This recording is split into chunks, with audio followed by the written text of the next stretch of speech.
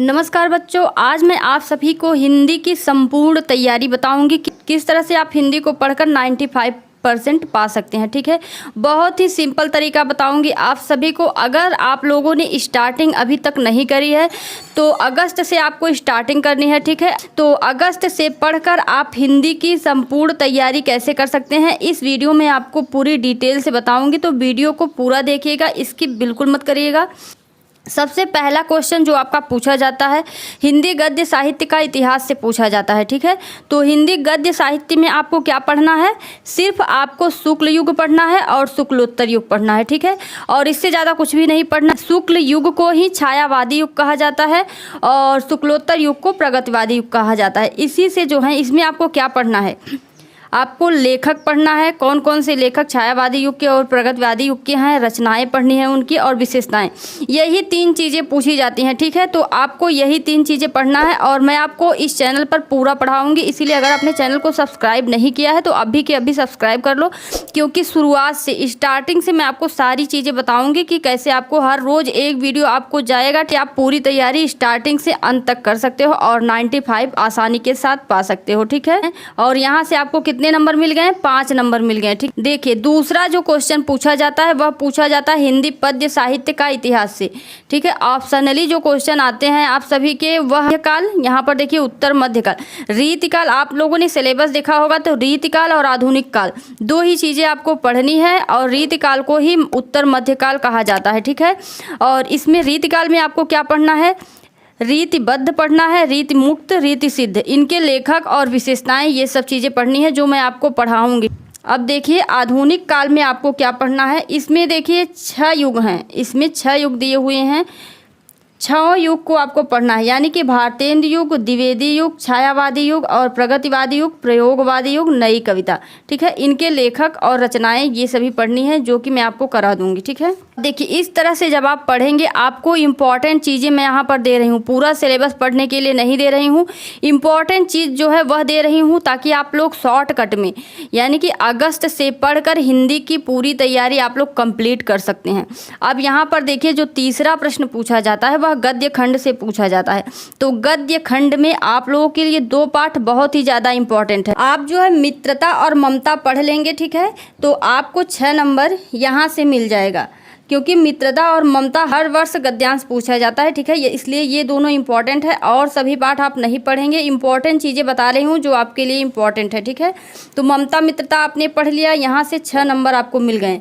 ठीक है, शॉर्टकट में बताऊंगी 70 नंबर पूरे के पूरे इस वीडियो को देखने के बाद आप खुद कहोगे कि हाँ ये सब पढ़ने के बाद और बहुत ही आसान है। ठीक है, ज़्यादा आपको पढ़ना भी नहीं पड़ेगा और 70 नंबर आपके।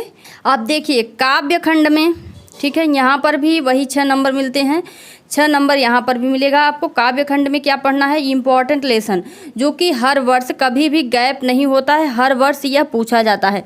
आपको पद पढ़ लेना है और यहाँ देखिए सबसे पहले आपको यहाँ पर जैसे ममता को किसने लिखा है, जयशंकर प्रसाद ने, लेखक का नाम भी याद कर लेना है। ठीक है, और मित्रता आचार्य रामचंद्र शुक्ल ने लिखा है। ठीक है, आचार्य रामचंद्र शुक्ल। और उसके बाद देखिए काव्य खंड में इसके लिए भी 6 नंबर मिलेंगे आपको। आएगा तो एक ही, लेकिन पढ़ना पड़ेगा 3, क्योंकि देखिए कोई भरोसा नहीं कौन सा आएगा। लेकिन हाँ, जो ये तीनों मैं आपको बता रही हूँ ये तीनों पढ़ के पक्का है कि आपका इसमें से आएगा। ठीक है, 100%, 70% नहीं, 100% गारंटी है कि इससे बाहर कुछ भी नहीं जाएगा। आपको पद पढ़ लेना है जिसे लिखा है सूरदास ने। ठीक है, सूरदास ने इसे लिखा है। उसके बाद धनुष भंग और वन पथ पर, इसे कौन लिखा है, तुलसीदास ने। ठीक है, इसे तुलसीदास ने लिखा है, इसको आप ध्यान से पढ़ लीजिए। और स्वदेश प्रेम से इस बार 2022 में भी पूछा गया है। ठीक है, इसलिए यह भी इम्पॉर्टेंट है। स्वदेश प्रेम को किसने लिखा है, राम नरेश त्रिपाठी ने। ठीक है ना, राम नरेश त्रिपाठी ने लिखा है। अगला सबसे इम्पॉर्टेंट चीज़ जिसका सब कुछ फिक्स है। ठीक है, आपको क्या पढ़ना है, गद्य से जो है जीवन परिचय पढ़ना है। आपको जीवन परिचय पढ़ना है, गद्य यानी लेखक का जीवन परिचय, जो लेखक का आपको जयशंकर प्रसाद का याद कर लेना है और आचार्य रामचंद्र शुक्ल का याद कर। मैं छोटे छोटे में आपको जीवन परिचय भी दूंगी। ठीक है, लिख कर कैसे, आपको ज़्यादा नहीं लिखना है क्योंकि 3 नंबर मिल रहे हैं, तो हम लोग 3 नंबर के हिसाब से ही जीवन परिचय लिखेंगे। ठीक है, और ये दोनों का यहाँ पर हो गया। कवियों का जो है, कवि में सूरदास का आपको याद कर लेना है, तुलसीदास का और राम नरेश त्रिपाठी का, ये तीनों आप याद कर लेंगे, ठीक है। जीवन परिचय आपका हो जाएगा। 3 नंबर यहाँ से मिल गए, 3 नंबर यहाँ से मिल गए, 6 नंबर आपने यहाँ पर भी ले लिए। और इनके लिए क्या करना है, आपको कुछ नहीं याद करना है, ठीक है। सिर्फ जन्म स्थान याद कर लीजिए, उनकी शिक्षा और 1-2 रचनाएं, क्योंकि एक रचना कहता है कि 1 रचनाएं लिखनी है, तो 1-2 रचनाएं याद कर लेंगे, जीवन परिचय कंप्लीट हो जाएगा, ठीक है। उसके बाद देखिए संस्कृत में आप लोग पूरा पढ़ेंगे तो आप लोगों को जो है ज़्यादा टाइम लगेगा, यानी कि सिलेबस तो पूरा पढ़िए, अच्छी बात है अगर आप लोगों का मन है। लेकिन जो बच्चे बिल्कुल नहीं पढ़े हैं और चाहते हैं कि हमें कोई शॉर्टकट रास्ता मिल जाए ताकि हमारे नंबर भी अच्छे आएँ और हमें ज़्यादा पढ़ना भी ना पड़े, ये वीडियो उन लोगों के लिए है, ठीक है। तो वाराणसी पहला चैप्टर अनिवार्य संस्कृत से जो है यहाँ पर भी आपको 3 नंबर मिलेंगे। इसका जो है अनुवाद करना होता है, आपको संदर्भ सहित अनुवाद करना होता है। और भारतीय संस्कृत पढ़ लीजिए, वीर वीरेण पूज्यते, क्योंकि यह जो 3 लेसन है ये हमेशा से पूछे जाते हैं। अपने किताब से रटा हुआ कोई एक श्लोक लिखिए जिसमें कि आपको क्या करना है, श्लोक आप लोग एक ही याद करते हैं और बाद में वो पेपर में आ जाता है, बाद में वो पेपर में आ जाता है तो आप लोग नहीं लिखते हो, और अगर लिखते भी हो तो उसका नंबर नहीं मिलता है, ठीक है। तो आपको कम से कम 2 श्लोक रट लेना है। कितना श्लोक? 2 श्लोक रट लेना है, ताकि आप ये जो 2 नंबर है ये आपको मिल जाए पक्के। चलिए उसके बाद देखिए प्रश्न उत्तर होता है। 7वें में क होता है, ख होता है, तो प्रश्न उत्तर होता है। यहाँ पर प्रश्न उत्तर के लिए भी 2 नंबर मिलते हैं। सबसे इम्पॉर्टेंट चीज़ जो फिक्स रहता है, जिसके लिए कोई शक संदेह की बात ही नहीं होती है, ये फिक्स रहता है, आपको करुण रस और हास्य रस, ठीक है, ये दोनों पढ़ना है, जिसका मैंने वीडियो बना दिया है, आप सभी देख सकते हैं, करुण रस हास्य रस। उसके बाद देखिए इसकी परिभाषा और उदाहरण लिखना होता है, तो आप सभी देख सकते हैं उस वीडियो को। और उपमा अलंकार पढ़ना है, रूपक उत्प्रेक्षा, जो कि आपके सिलेबस में है। तो आप देखिए 3 मत पढ़िए, ठीक है। 2-3 सिलेबस में है आपके, लेकिन 3 मत पढ़िए, आप उपमा रूपक तैयार कर लीजिए। पक्का है कि आप ये 6 नंबर पा जाएंगे, ठीक है। ये तीनों पढ़ के 6 नंबर आपको मिल जाएंगे। इसका भी वीडियो मैंने बना दिया है, आप सभी देख सकते हैं। और रोला छंद अथवा सोरठा छंद, ये 2 आपके सिलेबस में पूछता तो दोनों है, रोला अथवा सोरठा, तो दोनों में से एक तैयार कर लीजिए, ठीक है, अच्छे से, और उसी को आप लिख दीजिएगा। 2 नंबर यहाँ से भी आपको मिल जाएंगे। अगला देखिए यहाँ पर 9वां प्रश्न जो आता है, ठीक है, 9वां प्रश्न जो आता है उपसर्ग होता है। उपसर्ग के लिए भी आपके सिलेबस में दे दिया गया है, जिसे मैं आपको बता दूंगी कि आपको कौन कौन सा पढ़ना है, सारी चीज़ें आपको दे दूंगी। 3 नंबर उपसर्ग से आपको मिल जाएंगे। प्रत्यय पढ़ना है, 2 नंबर यहाँ से आपको मिल जाएंगे, ठीक है। प्रत्यय के लिए भी सिलेबस में दे दिया है कि आपको ये पढ़ना है। समास में आपको क्या पढ़ना है, द्वंद्व और द्विगु, सिर्फ द्वंद्व और द्विगु, 2 नंबर यहाँ से भी मिल जाएंगे। और बहुत ही सिंपल सा समास है, ठीक है, इसको भी मैं बता दूंगी। और पर्यायवाची ये भी मैं आपको दूंगी, ठीक है। 10-15 पर्यायवाची आप तैयार कर लेंगे, उसमें से आपके 2 नंबर फिक्स हो जाएंगे।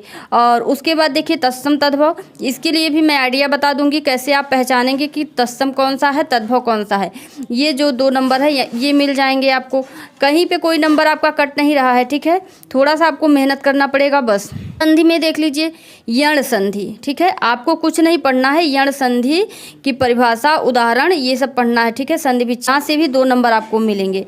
और उसके बाद विभक्ति पढ़नी है और धातु रूप पढ़ना है। विभक्ति में 4 विभक्तियां हैं, आप 2 तैयार कर लीजिए, आपके 2 नंबर फिक्स हो जाएंगे। और धातु रूप में भी 2 नंबर आपको फिक्स हो जाएंगे, ठीक है। कि 10वां प्रश्न जो होता है, 10वां देखिए मैं आपको प्रश्नों के हिसाब से समझा रही हूँ, जैसे आपके पेपर में प्रश्न आते हैं वैसे ही समझा रही हूँ, इंपॉर्टेंट चीज़ें, ठीक है। आपको ज़्यादा पढ़ना नहीं पड़ेगा, अगस्त से पढ़कर आप आसानी के साथ जो है हिंदी की संपूर्ण तैयारी कर सकते हैं और 95 क्रॉस कर जाएंगे, ये पूरी 100% गारंटी है, ठीक है। कर खुद समझ रहे होंगे कि हाँ इतना कम पढ़ना पड़ेगा, आराम से हम अगस्त से तैयारी शुरू कर सकते हैं। संस्कृत के 2 अनुवाद आपको करने हैं, यहाँ पर संस्कृत के 2 अनुवाद करने हैं, यहाँ पर 2 नंबर आपके मिलेंगे। और यहाँ पर देखिए निबंध के लिए आपको 4 निबंध इम्पॉर्टेंट हैं, इन चारों को तैयार कर लेंगे तो आपका जो है काम हो जाएगा, यानी कि इसके नंबर भी आपको मिल जाएंगे। आतंकवाद की समस्या, जनसंख्या नियंत्रण और पर्यावरण प्रदूषण, मेरा प्रिय कवि, ठीक है, ये चारों आप तैयार कर लीजिए और इसके लिए आपको 6 नंबर यहाँ पे मिल जाएंगे, ठीक है। 6 नंबर ज़्यादा नंबर का है तो निबंध भी बहुत इंपॉर्टेंट है, इसको अच्छे से तैयार कर लीजिए। अगला जो है हमारा लास्ट क्वेश्चन 12वां खंड काव्य, ठीक है। खंड काव्य में आपको क्या करना है कि जो आपके ज़िला में खंड काव्य चलता है, यानी आपके कॉलेज में जो खंड काव्य चलता है उसको पहले जांच लेंगे कि कौन सा खंड काव्य चलता है, ठीक है। उसके बाद कथानक आपको पढ़ना है, घटनाएं, चरित्र चित्रण। एक बार मैं अच्छे से समझा दूंगी सभी खंड काव्य को कहानी की तरह, तो आप कथानक भी कर लेंगे, घटनाएं भी, चरित्र चित्रण भी, ठीक है। कुछ भी हार्ड नहीं है। 70 नंबर का पेपर होता है, 70 के 70 नंबर यहाँ पर आपके मिलने के चांसेस हैं अगर आपने ध्यान से पढ़ लिया तो।